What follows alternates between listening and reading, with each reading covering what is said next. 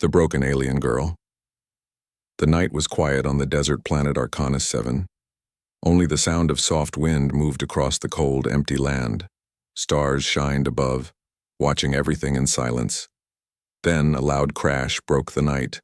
A small alien pod came, down from the sky, burning, smoking, and spinning. It hit the ground hard, throwing dust and metal everywhere. The pod was broken and half buried in the sand. Inside the wreck, a young alien girl lay still. Her skin was pale silver. Her hair was glowing blue, but weak. Cuts and burns covered her arms and face. Her breathing was slow. Her name was Sira, and she was dying. Two tall alien healers stepped out from the shadows.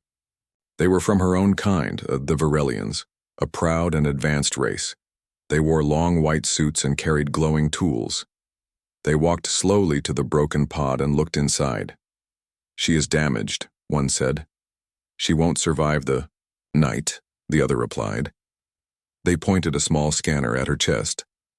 The scanner beeped and showed strange energy inside her, unstable and unknown. "This one is not pure," the first healer said. "Her energy is wrong." "Then we leave her," the second said. "By Virelian law, she is no longer one of us." And just like that, they turned and walked away, leaving her behind in the dust. Sira opened her eyes for just a moment. She saw their shapes fading into the darkness. Her lips moved, but no words came out. A tear rolled down her cheek. Then everything went black. A few hours later, a small rover moved across the desert. Its lights scanned the area for metal or tech. The driver inside was a human, a scavenger named Jack. He wore old armor, dirty boots, and had tired eyes. He worked alone, searching for scrap to sell for food. Suddenly, the rover beeped. It had found something. Jack stopped and looked at the screen. "High-level tech? Out here?" he said to himself. He stepped out and followed the signal. The wind blew sand against his face as he walked toward the crash site. When he saw the broken pod, his eyes went wide. "What the hell is this?" he whispered. He pulled out his flashlight and looked inside. That's when he saw her, a young alien girl, half buried, half burnt, and barely breathing. Her body twitched and a weak sound came from her lips. "Help." Jack's heart skipped a beat. He had seen aliens before, but never like this. Never one that looked so helpless. He looked around. No one was there. No patrols. No cameras. "If I take her in, I could be jailed," he said to himself. Or worse. But something in her eyes stopped him. She wasn't a threat. She was broken. And someone had left her to die. He made a choice. Jack pulled her gently from the pod. She was light and cold. He wrapped her in his old jacket and carried her back to the rover. As they drove off, a small red light blinked on the wrecked pod. Someone was watching. Jack's hideout was deep underground, hidden beneath old mining ruins. He placed Sira on a metal bed and quickly started cleaning her wounds. She didn't wake up, but her breathing got a little stronger. "Hang in there, kid," Jack said. "You're not dying tonight." He used an old med kit, a water filter, and a heating pad to keep her stable. Hours passed. He sat beside her, watching her sleep. "Who are you?" he asked softly. "And why did they leave you behind?" Suddenly, her eyes opened. She looked around in fear, speaking in a strange alien language. Jack raised his hands. "It's okay. You're safe." She tried to sit up, but winced in pain. Jack reached for his translator device and placed it on the bed. "Talk," he said. She looked at the device, then at him. "My name is Sira," she said, her voice shaking. "Why did you save me?" Jack shrugged. "Didn't seem right to leave you there." Sira closed her eyes, and for the first time she let out a small breath of relief. But outside in the sky something moved, a silent drone scanning the desert.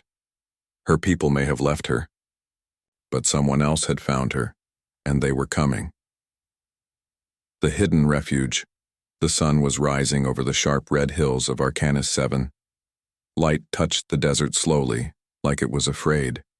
Wind whispered secrets through the canyons. Somewhere beneath, the surface far below the dead soil, a small human shelter buzzed with quiet life. Inside, Jack sat beside the alien girl. His hand rested on the edge of the bed. His face was tired, his eyes bloodshot. He hadn't slept since he brought her in. Sierra hadn't said a word in hours. Her silver skin had bruises.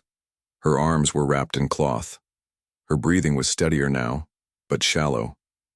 Jack could still see the pain behind her glowing blue eyes. She stared at the stone ceiling, silent. "You haven't asked me where you are," Jack said. "I already know," she whispered. "A human hole, underground, hidden. You don't want them to find me." Jack nodded. "You're smart. I'm not supposed to be." He looked at her, confused. "What does that mean?" But she didn't answer. The refugee Jack's shelter was more than a hiding place. It used to be a mining outpost during the Arcanis War. He had rebuilt it piece by piece over years. It had backup power, food, water, and old weapons. But most importantly, it was invisible to outside scans, or at least it used to be. Jack checked the sensors again. Still clean. No drones nearby, no signals, no movement, but something felt wrong. He walked to the far wall, opened a secret panel, and checked the power lines. Something had drained the backup battery during the night. That wasn't normal. He looked back at Sierra. Was it her?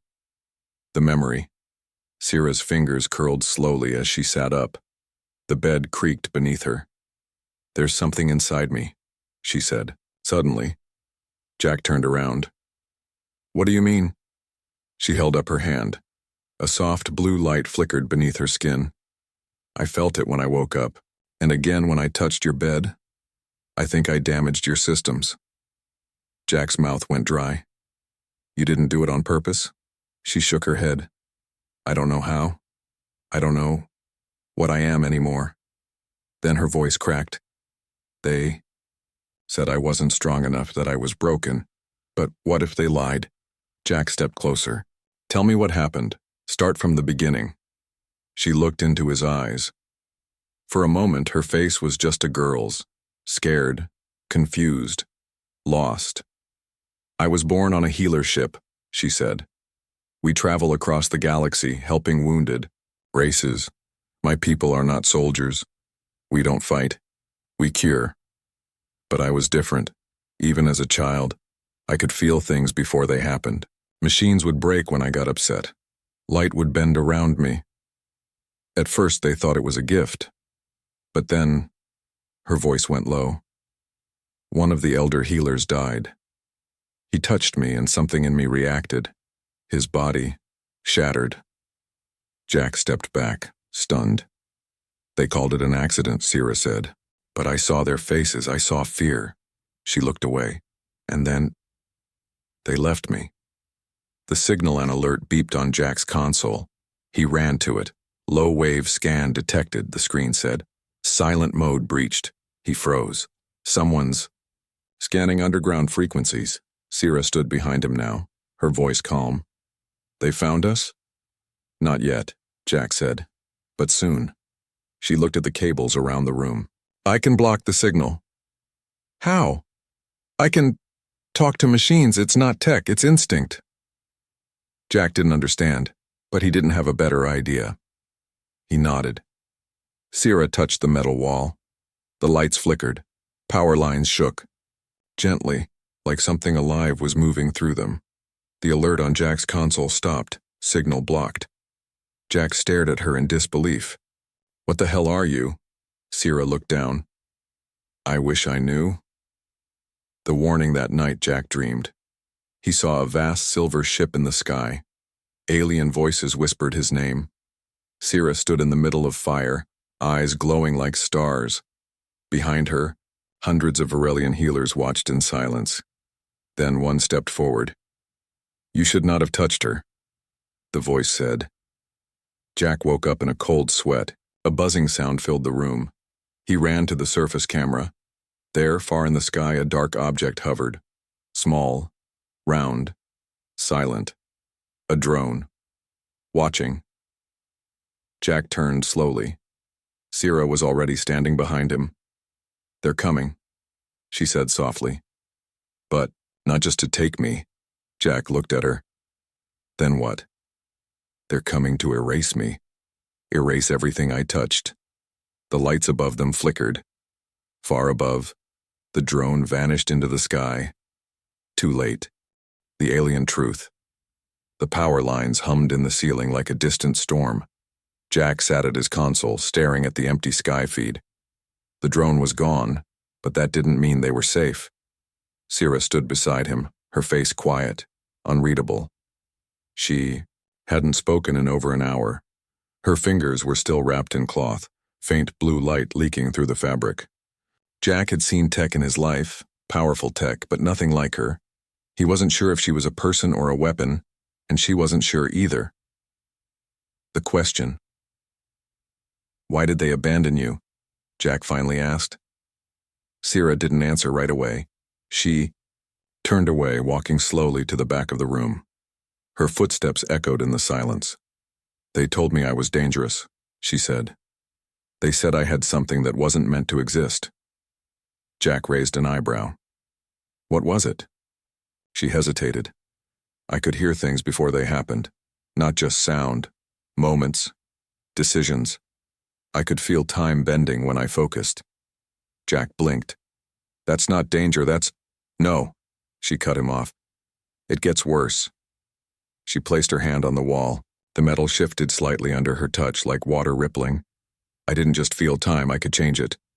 The first memory. Sierra closed her eyes. Her voice became soft but clear.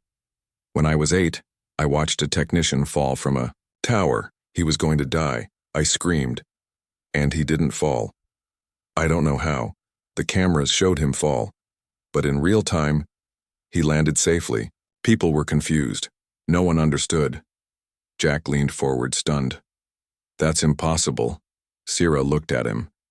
"Everything about me is impossible." The forbidden core. She sat down and pulled something from the satchel Jack had found in the wreck, a glowing crystal, small, blue-white, alive. "What is that?" Jack asked. Sierra didn't touch it directly. She held it with a cloth carefully.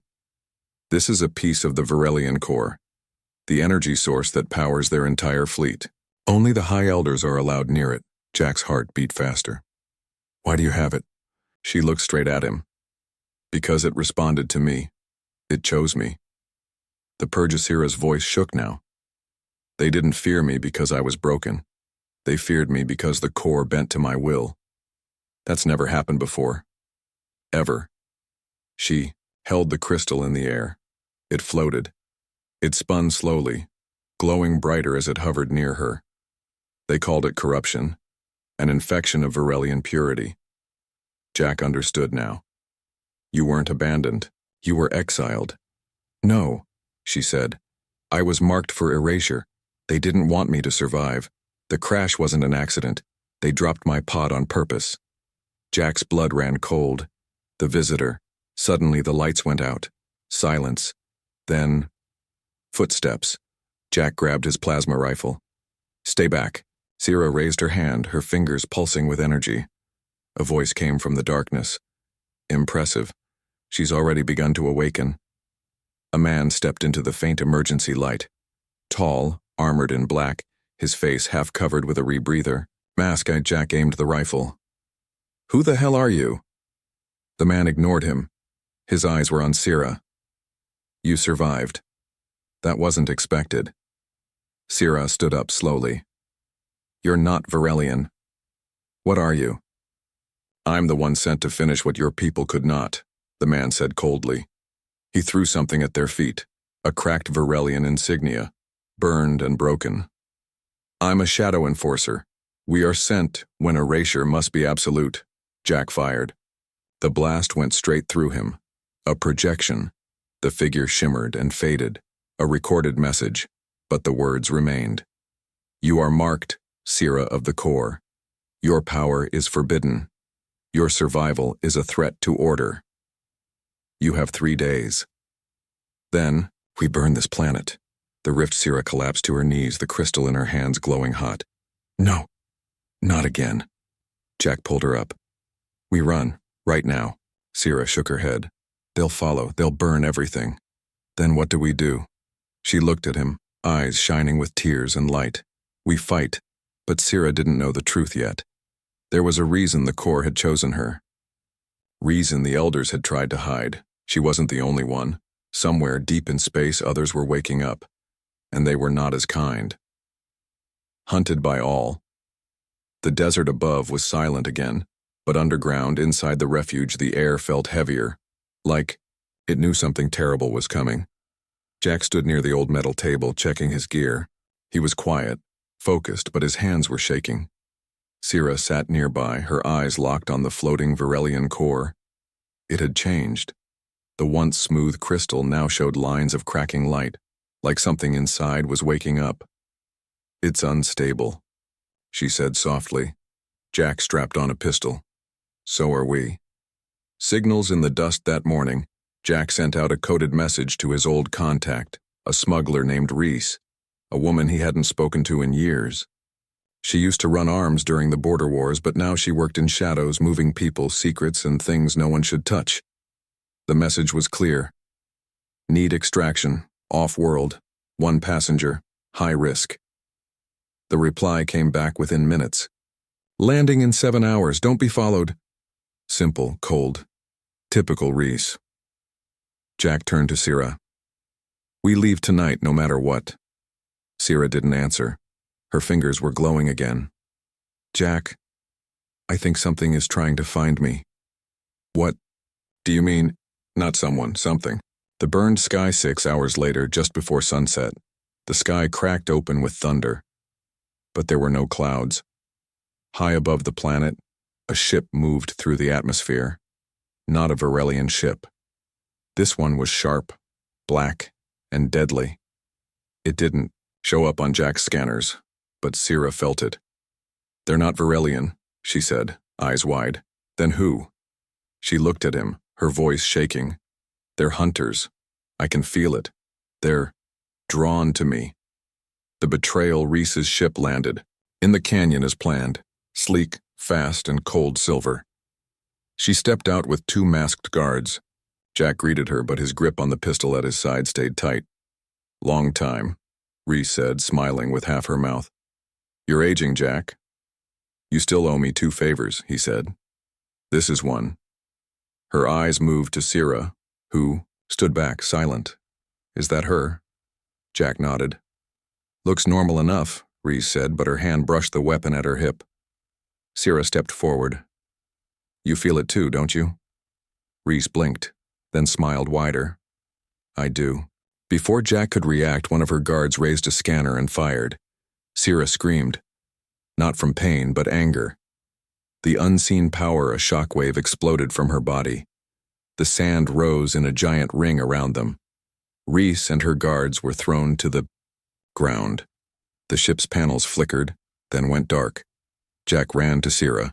Her eyes were glowing full white now. The core in her satchel pulsed like a heartbeat. I told you, she said.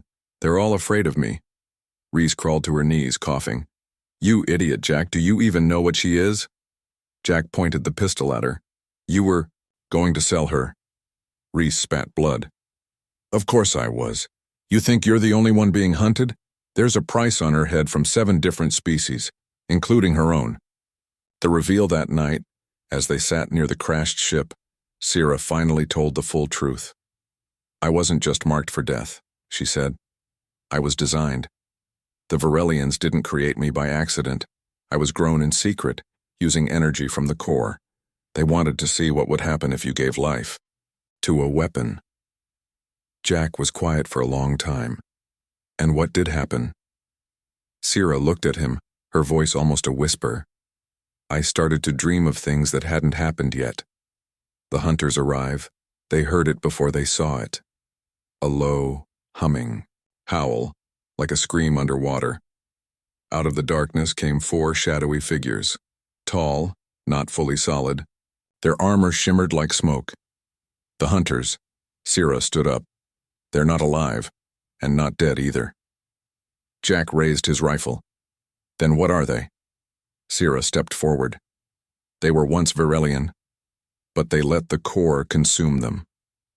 The lead hunter spoke in a voice that wasn't human or alien. It was broken, layered, echoing from some other place. You are the flame that was hidden. Sira narrowed her eyes. And you are the ashes left behind. The hunter's mask cracked and something insect-like flickered beneath. We are here to feed. The lost weapon. The air was thicker now, heavy, humming, alive. The four hunters stood like shadows made of armor and smoke, their heads twitching as if listening to something no one else could hear. Behind their cracked masks, faint pulses of light flickered like dying stars. Their presence twisted the air around them, warping sound, bending light. The desert had gone utterly still. Jack tightened his grip on the plasma rifle.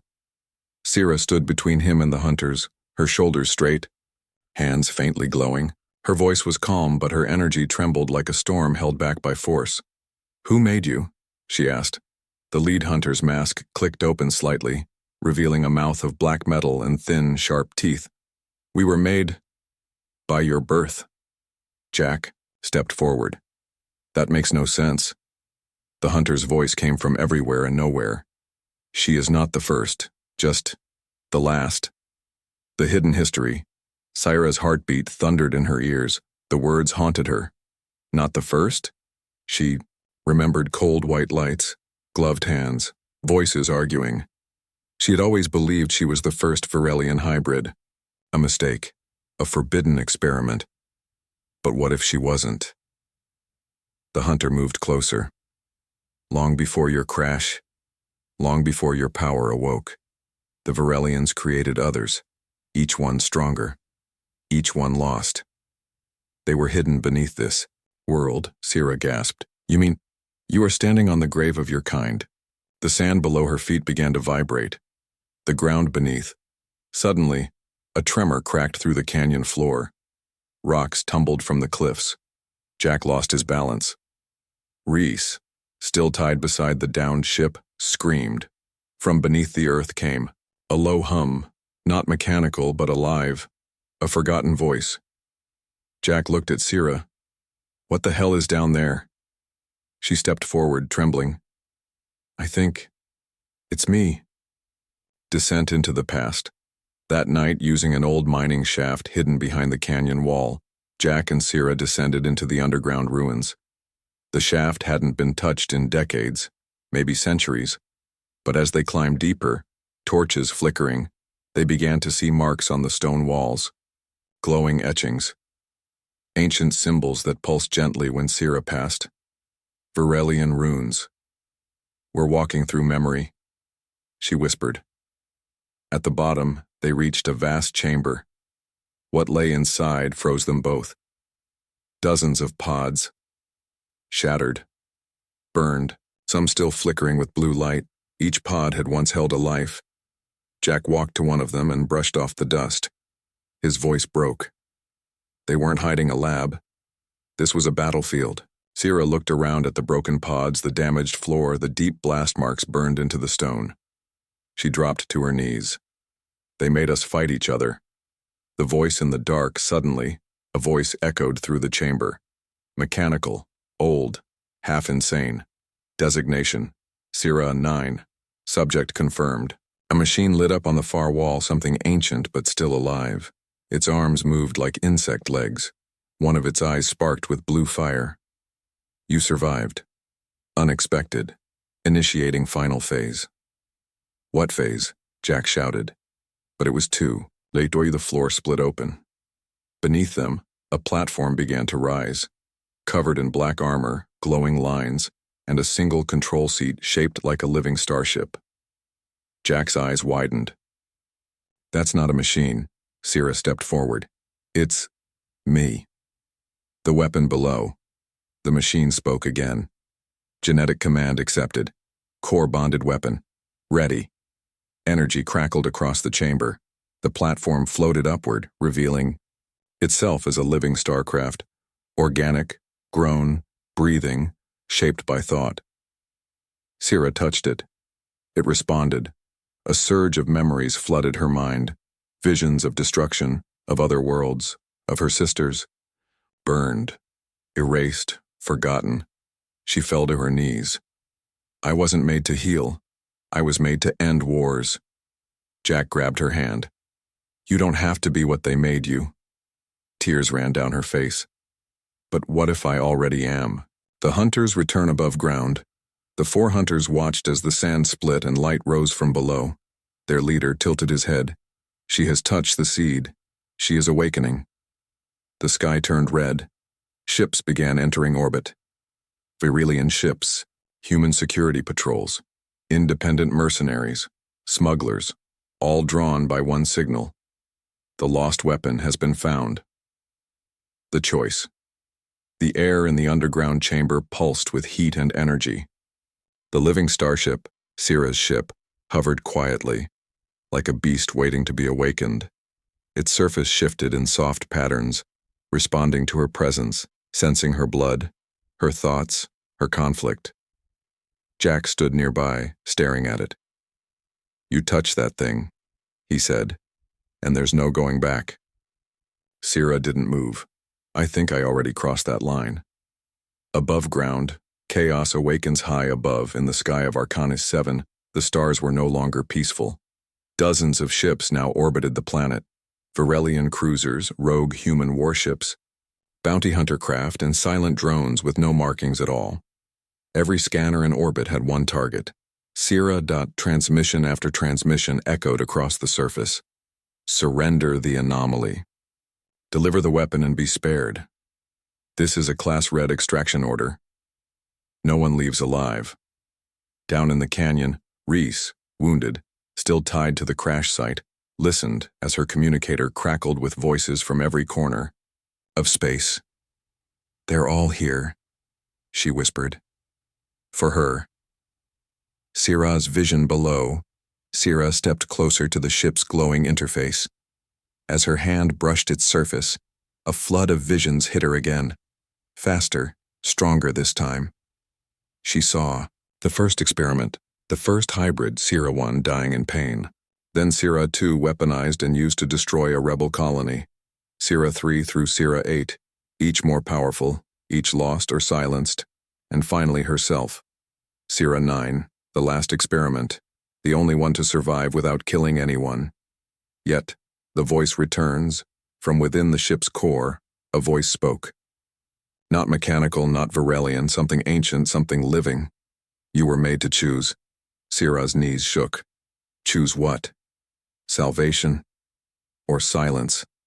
The confrontation. Jack grabbed her shoulder. Don't listen to it, you don't have to be what they programmed you to be. But I was made for war, she whispered. What if peace isn't part of me? Jack looked at her. Truly looked. You've been given power. Not because you deserve war, but because you're the only one strong enough to end it. Outside, explosions lit the sky. Fighters had begun bombing the canyon. Dust and fire fell like rain. The old mining shelter shook. Sira looked up. They're not going to stop, are they? No, Jack said. They won't stop until you're dead. Or used.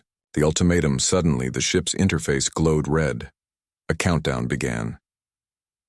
59, 59. What is that? Jack asked. Sira stared at it, her face pale. If I connect fully with the ship, it will release a pulse across the planet, maybe farther. It's a defense mechanism. Jack stepped back. You mean a weapon? It will wipe out all active ships in orbit, all drones, all life that's marked me as a threat. Jack looked horrified. That's genocide. She nodded.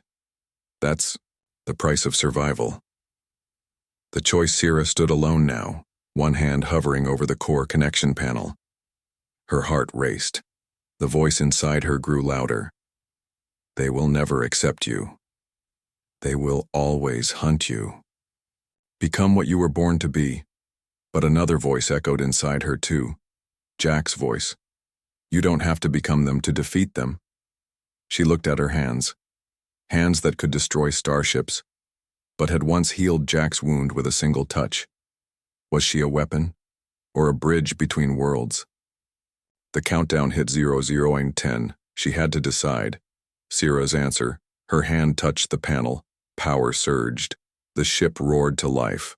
Up in orbit, ships began scrambling. Systems failed. Scanners went blind. Alarms blared. Shields dropped. But then, nothing. Exploded. No pulse. No death. Just silence. Sierra had stopped the countdown. The ship responded, shifting to a new state. Its form softened. Energy lowered. It obeyed her, not as a weapon, but as a partner. She stepped out of the ship and looked at Jack. I made my choice. Jack exhaled, shoulders dropping in relief. What now? We don't run. She looked up at the sky. We end this. But far above, hidden in the shadow of a broken moon, another ship awoke. Older, colder, watching. A voice whispered from its dark core. The rogue has chosen. Begin deployment of the Alpha construct. Activate. Sierra 0. Rise of Sierra. The silence after the storm was strange. No explosions. No more warnings from orbit. Just the hum of Sierra's pulse slowing back to human rhythm, the soft sound of wind moving through the broken canyon, and the living ship behind her, settling, like it understood the war had paused but not ended. Jack stood beside her, his face dusty and worn. You stopped it, he said, his voice quiet. You made the choice they didn't expect. Sierra looked at her hands, calm now, not glowing, not burning. I made a choice, but it wasn't the last one, because something else was coming, and it wasn't from above, it was from deep below. Beneath the surface, the old mining ground cracked again, deeper than before. Jack stepped back as rocks shifted and a soft vibration rolled through the stone beneath their feet. Sierra's ship reacted, glowing dim blue, pulsing in warning. Then a new voice echoed across the chamber. Female, clear, cold. Sierra 9, you have broken your programming. You have denied your purpose. Now, you must face your origin. From the shadows of the cliffside, a new figure rose. She looked like Sierra, but taller, older. Her eyes burned red gold. Her hair floated without wind. She didn't walk, she glided. Sierra 0, the first, the prototype, the Alpha construct. The mirror Sierra stepped forward, stunned.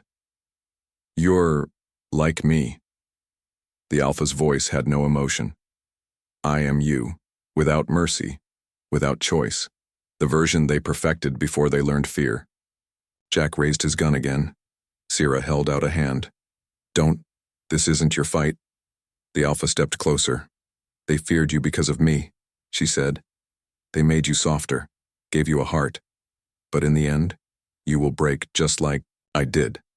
You will choose war because war is your nature. Sierra stood tall. No, I'm not your copy. I'm your correction. The final battle. The canyon shook. Above, orbiting fleets went silent. All systems focused on Arcanus 7. 2 living weapons now stood on the battlefield. One born for destruction, the other reborn through choice. Alpha struck first. Lightning fast. She launched towards Sierra, blades forming from energy, moving with perfect, inhuman precision.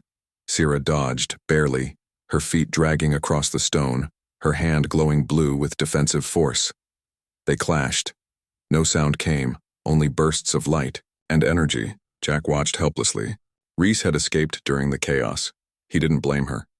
This wasn't something anyone could survive. This was evolution, and either the galaxy would end with it, or be reborn through it.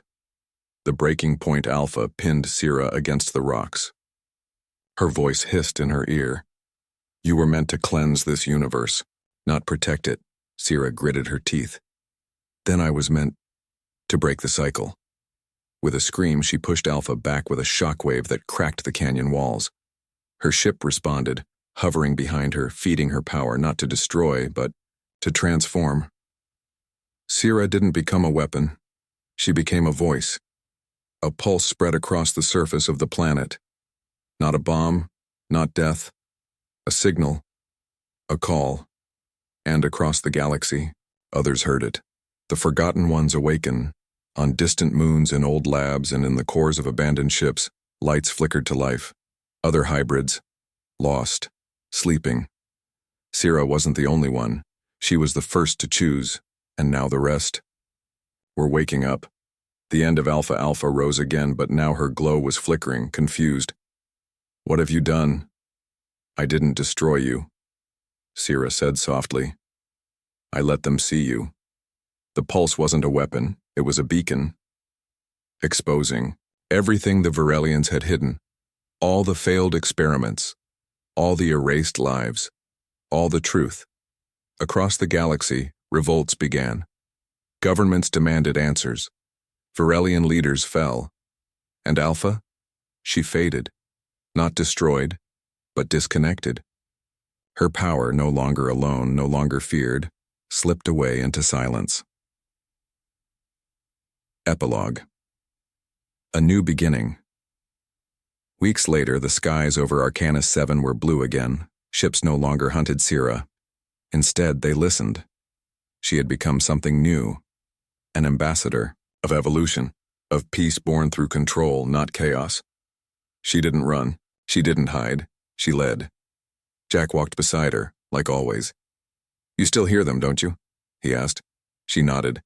"All of them. Not just the ones like me, but the people who want something better." Jack smiled. "And what do we do now?" Sierra looked to the stars. "Now, we build it." The end.